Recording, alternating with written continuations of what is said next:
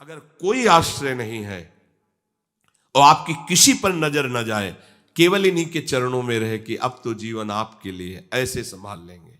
ऐसे अर्थ चाहिए आपको तो केवल इनका भरोसा ले लो, केवल इन अपने छल कपट का, अपने व्यवहार का, अपने किसी बल का नहीं, केवल इनका भरोसा ले लो। चमत्कार हो जाएगा जीवन में, आपको पता नहीं चलेगा कैसे हुआ।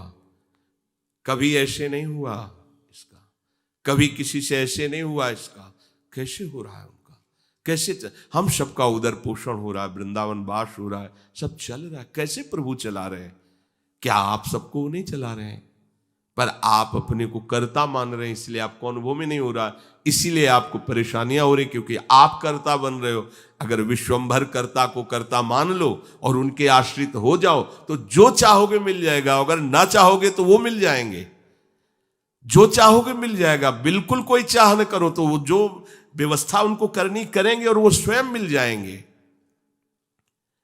अर्थार्थी भक्त को धन संपत्ति वैभव चाहिए, पर वो केवल हरि से चाहिए, दूसरे से नहीं। बस ये ध्यान रखना, इसकी परीक्षा होगी आपकी। अपने इष्ट देव के अनन्य होकर के यदि आप अर्थ चाहोगे तो बहुत जल्दी आपका परिवर्तन होना शुरू हो जाएगा। पर आचरण आपके पवित्र होने चाहिए, भी ध्यान रखना। आचरण की अगर पवित्रता नहीं तो फिर शिकायत मत करना। आप अपने आचरण पवित्र करो और नाम जप करो, केवल हरि के आश्रित रहो, फिर देख लेना। अगर आपको लगता हो कि भगवान के भक्त बहुत गरीब और ऐसे, सच्ची पूछो, उनको आकांक्षा नहीं होती। प्रभु जबरदस्ती व्यवस्था करते, उनको आकांक्षा नहीं होती। 4 रोटी मांग ली, ऐसे ही पड़े, पूरा जीवन प्रभु के लिए। उन प्रेमी महापुरुषों की चरण धूलि अगर शरीर का स्पर्श कर ले तो पावन हो जाए। देवता तरसते हैं उनकी सेवा के लिए, सिद्धियां हाथ जोड़े खड़ी रहती हैं, पर वो अकिंचन महात्मा किसी से कुछ नहीं चाहते। कि ऐसा न समझो कि हमारा दास, हमारा भक्त, हमारा आश्रय लेने वाला ऐसा नहीं है। वो हरिदास, भगवान के चरणों का दास है। समस्त ऐश्वर्य संपन्न भगवान उसके अधीन हो जाते हैं जो भक्ति करता है। अगर आपको अर्थ चाहिए तो केवल भगवान का आश्रय ले, दूसरे का नहीं। अब ये कोई छोटी मोटी बात नहीं, देख लीजिए अंदर से। अपने बल का आश्रय नहीं, किसी दूसरे व्यक्ति का आश्रय नहीं, किसी दूसरी देवी शक्ति का आश्रय नहीं, केवल श्री हरि का आश्रय। और जब आप पक्के उतर जाओगे, जैसे सुदामा जी, तो जैसी द्वारिकापुरी थी वैसे सुदामापुरी हुई। जैसा वैभव द्वारिकाधीश का वैसे सुदामा जी का वैभव था। पक्का मान लीजिए। लोग समझते नहीं, ऐसा ना समझो कि ये केवल कथाएं हैं। आपका जीवन स्वयं एक कथा बन जाएगा। यदि आप हरि के आश्रित हो गए तो आपका जीवन चरित्र दूसरों के लिए उदाहरण बन जाएगा। पर निष्ठा चाहिए। कई कई दिन भूखे रहे सुदामा जी। उनका मित्र किसी जमींदार के यहां पुरोहित ही करता था। वो जब पालकी से निकलता तो कहता, कहाँ गली गली डोल रहे हो कृष्ण कृष्ण बोलते हुए, आओ हमारे यहाँ, हमारा जजमान धनी है, आके थोड़ा वेद पाठ कर दिया करो, पूरे परिवार का पोषण कपला रहता है। हम वादा करते हैं। उनका नहीं, हमारे जजमान तो श्री कृष्ण है, हम दूसरे। घर आते पत्नी पूछती, कुछ मिला? 5 घर हो आए, कुछ मिला नहीं। चलो तुलसीदास और चरणामृत से दिन काटते। भगवान व्याकुल हुए, भगवान ने ऐश्वर्य दिया। अगर धन ही चाहिए, सुदामा जी की इच्छा नहीं थी, उनकी पत्नी की इच्छा के कारण वो भी इच्छा भगवान ने पैदा की। ये भक्तजनों को ऐसा ना समझो फटे पुराने कपड़े पहने या ऐसे घूम रहे हैं, बड़े अभागी हैं। हम तो बड़े भाग्यवान हैं क्योंकि हमारे पास सारा ऐश्वर्य है। ऐसा ना समझो उनके भाग्य में ऐश्वर्य बनाने वाली मशीन मिल गई है, श्री हरि। वो इस ऐश्वर्य को क्या करे, श्री हरि मिल गए, जिनके रोम कूपों में अनंत ब्रह्मांड वास करते हैं। वो भगवान उनके यार हैं, उनके प्यार हैं। वो दूसरे की तरफ क्यों ताकेंगे? और जिज्ञासु, जो जानना चाहता है, भगवान को केवल भगवान ही जानते हैं, दूसरा नहीं जानता। पक्की बात समझ लो। भगवान को केवल भगवान जानते हैं, दूसरा नहीं जानता। बोले संत महात्मा, इनको भगवान ने जना दिया तो ये भगवान के स्वरूप हो गए। सोई जाने जेह देहु जनाई, और जानत तुम्हें तुम्हें हो जाई, जानत तुम्हें तुम्हें हो जाई। अब वो ढांचा केवल बाहर से दिखाई देता है मनुष्याकृति, पर अंदर वो ब्रह्मविद ब्रह्मवि भवति, भगवान को जान करके वो भगवत स्वरूप हो जाते हैं। जानत तुम्हें तुम्हें हो जाई। जानने के लिए एकमात्र भगवान का आश्रय लो। अगर तुम्हें जानना है संसार क्या है, भगवान क्या है, मेरा स्वरूप क्या है, तो एकमात्र अंदर से श्री हरि का आश्रय लो, वो तुम्हें गुरु रूप से मिल जाएंगे। बस उनकी आज्ञा का पालन करो तो जो गुरु है वही शिष्य हो जाता है। शिष्य की पूर्णता गुरु स्वरूप में स्थित हो जाना, भेद खत्म हो जाना, अभेद हो जाना। जो गुरु है वही शिष्य का हृदय हो जाता है। ढांचा दो दिखाई देंगे, अब गुरु शिष्य में किंचन मात्र भेद नहीं रहा, अभेद स्थिति को प्राप्त हो गया। यही गुरु के वचन पालन करने का फल है। जानत तुम्हें तुम्हें हो जाई, वो इष्ट स्वरूप हो जाता है, वो गुरु स्वरूप हो जाता है। ज्ञानी जब भगवत स्वरूप का साक्षात्कार हो जाता है तो जिसके अंदर अभेद भावना होती है वो मोक्ष को प्राप्त हो जाता है, और जिसके अंदर प्रियता होती, थोड़ा हृदय द्रवित होता है, वो आगे बढ़ जाता है। उसके अंदर फिर दास्य शक्य वात्सल्य आदि भावों का प्रेम जागृत होता है। ये मोक्ष से भी स्वादिष्ट है। जो मोक्ष सुखानुभव करने वाले बड़े बड़े महापुरुष हुए, उनके अनुभव निकले जब इस प्रेम का रसास्वादन किया।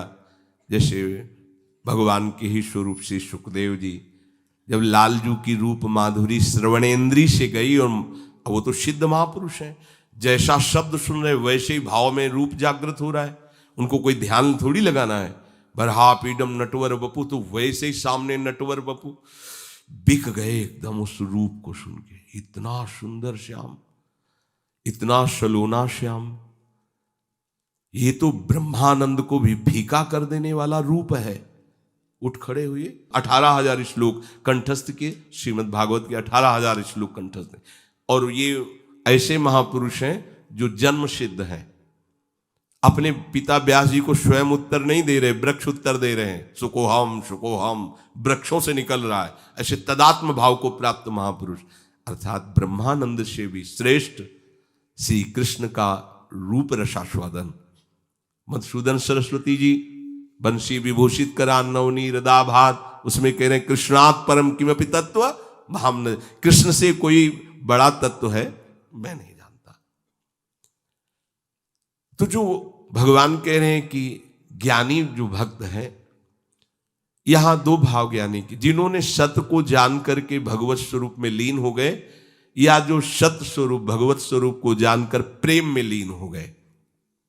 प्रेम में लीन होना, अभेद होते हुए भी भेद भाव को स्वीकार करना। ये भेद मायाकृत नहीं है, ये चिदानंद भाव भेद है, भाव भेद। ये जो ज्ञान में लीन हो चुके हैं उसके आगे की बात है। इसीलिए इस भेद को वो ना जानने के कारण कहते कुछ न कुछ अविद्या बचती है, तभी भेद दिखाई देता है। ऐसा नहीं है। जिस समय स्वरूप का साक्षात्कार होता है और उसके हृदय में भक्ति का अंश होता है, भक्त को भी स्वरूप साक्षात्कार होता है। मम दर्शन फल परम अनुपा, जीव पाओ निज सहज स्वरूपा। जो ब्रह्म साक्षात्कार में स्वरूपानुभूति होती है वही भक्त को भी होती है। उसी समय उसका, वो टिक नहीं पाता वहां, उसी समय उसका आकर्षण होता है उसके आराध्य देव का, और उसकी वृत्ति उसमें लीन ना होकर उस आत्मस्वरूप को अपने आराध्य देव के रूप में देखता है, और इतनी तन्मयता हो जाती कि अपना विस्मरण हो जाता है। बस केवल आराध्य देव रह गए। अब यहां से प्रेम की दशा प्रारंभ हो जाती है। ज्ञानी सब कुछ विस्मरण करके आत्मस्वरूप में लीन हो जाता है, उसका आत्मस्वरूप भी विस्मरण होकर आराध्य देव के स्मरण में लीन हो जाता है। ये प्रेम की गाथा। भगवान कहते हैं 4 प्रकार से जन मेरा भजन करते हैं और ये सब महान है। अब इसमें सूक्ष्म बात यह है कि अगर हम केवल भगवान से धन चाहेंगे तो धन मिलने पर भी हम माया में नहीं फंसेंगे। जब हम स्वयं अहंकार प्रेरित होकर के कर्म करते हुए धन कमाते हैं तो उसमें आसक्ति होती है, हम उसमें भोक्ता भाव करते हैं। और जब भगवान की तरफ से मिलता है तो प्रसाद भाव रहता है। ये सब प्रभु का प्रसाद है, और प्रसाद होने के कारण वो प्रसन्नता रहती है, धनाभिमान नहीं रहता। प्रसादे सर्व दुखा नाम हानिरस्योपजायते, अंदर प्रसन्नता रहती है और भगवत कृपा का उसको प्रतिपल अनुभव होता रहता है। इसलिए वो धन के राग में न फंसकर प्रभु की तरफ ही खिंचता चला जाता है। कितने कृपालु प्रभु, कितने कृपालु प्रभु।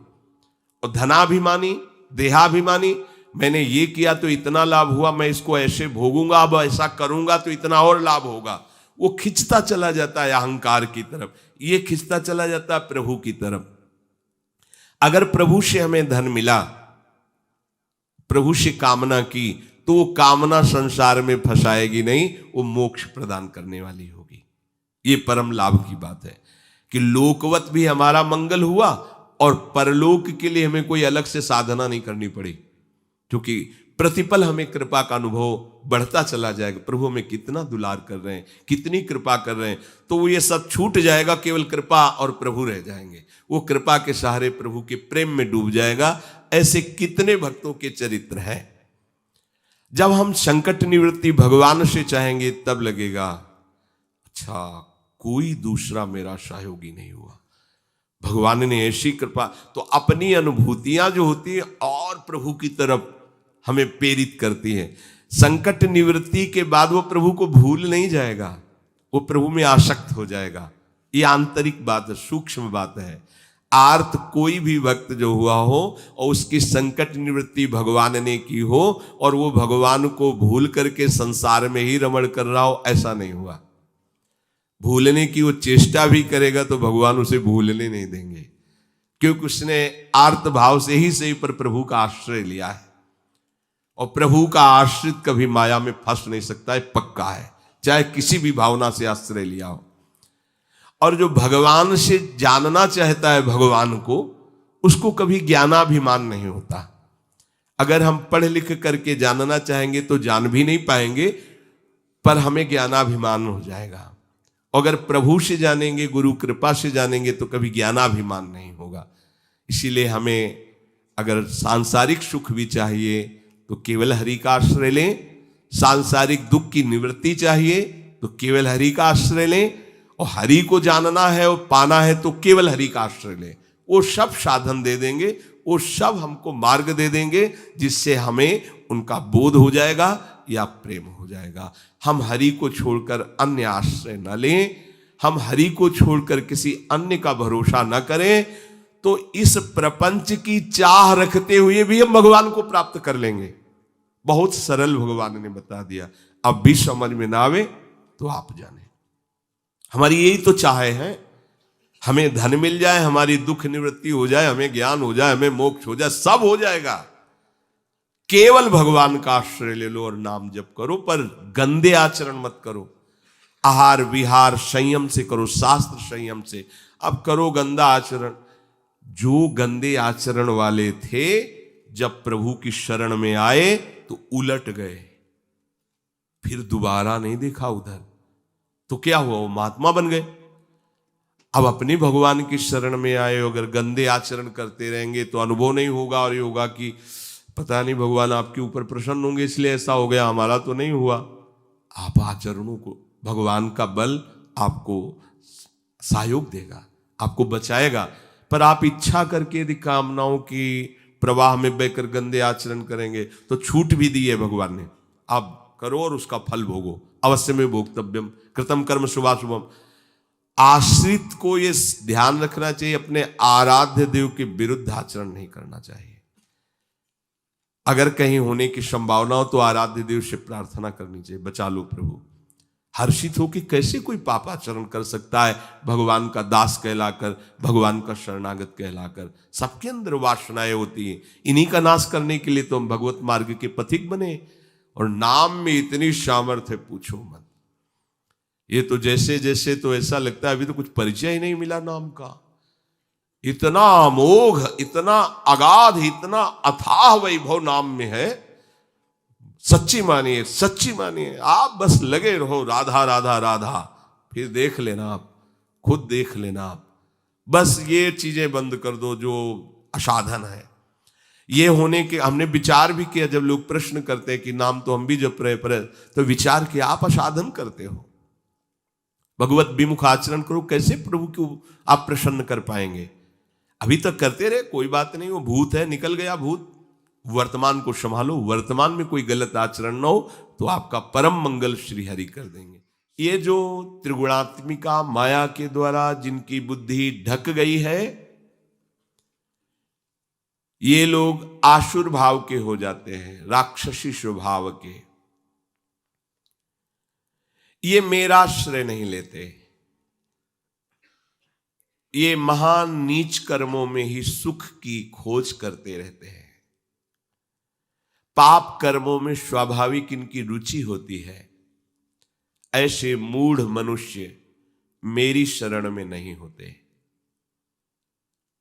भगवान कह रहे हैं, मेरी शरणगत, मेरे चरणारविंद का आश्रयगत जो भाव तुम्हारे अंदर आएगा तो तुम समस्त माया के प्रभाव से तर जाओगे।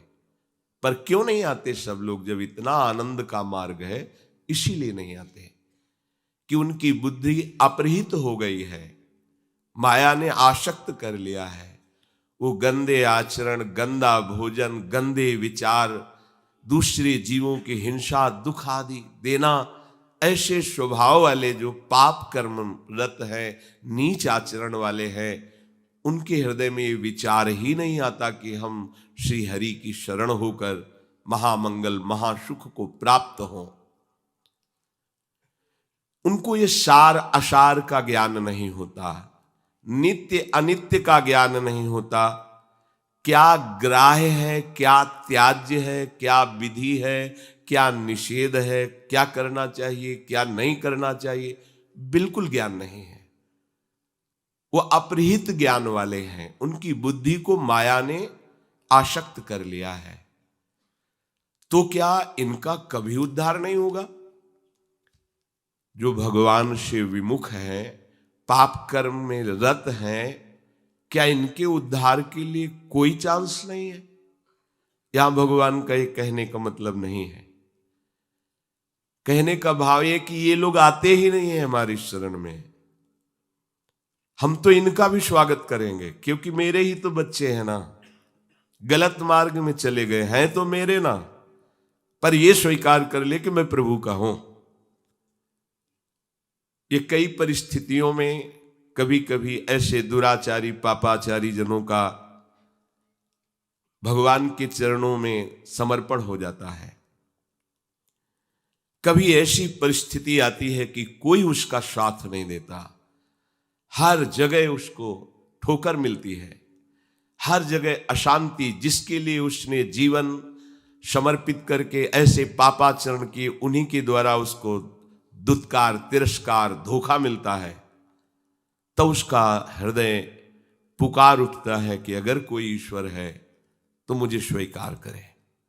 या किसी भगवत प्रेमी महात्मा का उसने अनादर कर दिया, क्योंकि हिंसा स्वभाव वाला है, पाप कर्म में रुचि रखने वाला, श्रद्धा तो रखेगा नहीं संतों के प्रति।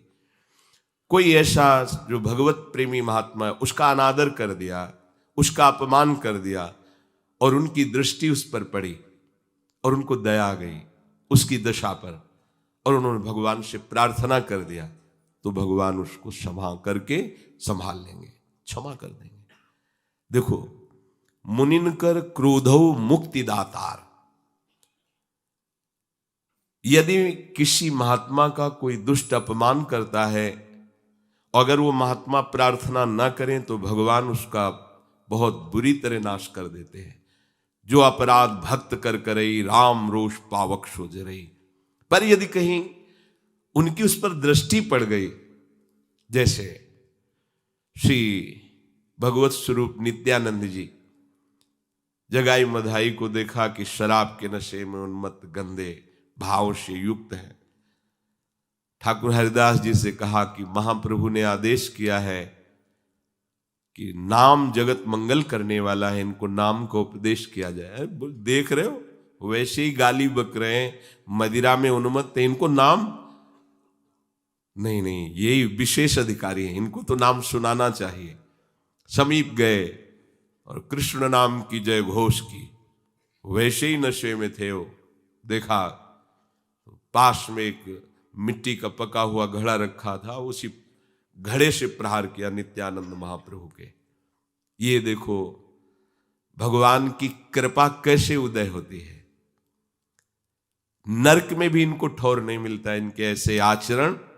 और ये जो अपराध बना था, अवतारी महापुरुष हैं, भगवान के स्वरूप है श्री नित्यानंद जी। उनकी खोपड़ी से रक्त प्रहार होने लगा, मस्तक पर ऐसे मारा। महाप्रभु के पास सूचना पहुंची कि नाम उपदेश करने पर प्रहार किया गया उनके ऊपर। महाप्रभु करुणा मूर्ति प्रेमावतार श्री चैतन्य देव जी, हृदय प्रेम से डूबा, जिनका कहीं भी किंचन मात्र भी रोष आवेश नहीं, आज उनको रोष आ गया। अच्छा, मानो सुदर्शन का आवाहन कर रहे हो, आज इनका नाश करके छोड़ेंगे। ये हमारे प्राण प्रिय नित्यानंद जी को दुख दिया। नित्यानंद जी महाप्रभु के चरण पकड़, प्रभु आपका अवतार इनको महान भगवत प्रेम में डुबोने के लिए हुआ है, नाश करने के लिए नहीं। प्रभु आप ऐसा ना करें, आप कृपा सिंधु, आप कृपा करें। उनको महाभागवत बना दिया, गंगा में खड़े करके सारे पाप ले लिए महाप्रभु चैतन्य देव। बड़ा विस्तार से कथा चरित्र है, आप विचार कीजिए, क्या इनका कभी कल्याण हो सकता था? लेकिन कैसा संयोग बना, पूजा नहीं की, प्रणाम नहीं किया, हाथ नहीं जोड़े, खोपड़ी फोड़ दी। यह है महापुरुषों का प्रभाव। कैसे भी ये महानता है संतों की, जिन्होंने उनका अमंगल किया, जिन्होंने निंदा की, जिन्होंने मारा, उनको परम पद प्रदान किया संतों ने। मुनिन कर क्रोधो मुक्तिदाता। पर ऐसा नहीं करना चाहिए कि महात्मा की खोपड़ी फोड़ देंगे तो परम पद मिल ही जाएगा। ये तो नित्यानंद महाप्रभु थे, तो अगर आप ऐसा करते तो राम रोष पावक शोज रही।